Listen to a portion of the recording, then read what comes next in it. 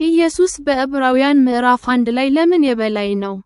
ኢየሱስ በዕብራውያን ምዕራፍ 1 ላይ እንደ እግዚአብሔር ልጅ ስለቀረበ የበላይ ነው። እግዚአብሔር በእርሱ በኩል አጽናፈ ዓለሙን ፈጠረና ሁሉም ነገር አለ። እርሱ የተፈጠረ ሳይሆን በተፈጥሮ ዘላለማዊ ነው።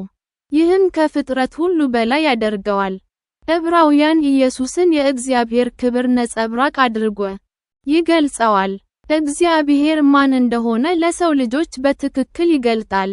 ተፈጥሮ ያለ ልዩነት የእግዚአብሔርን ትክክለኛ ማንነት ያንጸባርቃል። ይህ ልዩ የሆነውን መለኮታዊ ማንነቱን ያሳያል። ኢየሱስም ሁሉን በኃይለኛው ቃሉ ስለሚደግፍ የበላይ ነው። ፍጥረት የሚቀጥለው በስልጣኑና በትእዛዙ ምክንያት ነው።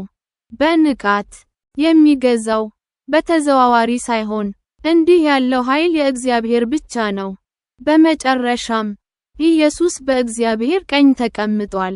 ይህ ቦታ ክብርን፣ ድልን እና ንግስናን ያሳያል። ዙፋኑ ዘላለማዊ እና በጽድቅ ላይ የተመሰረተ ነው።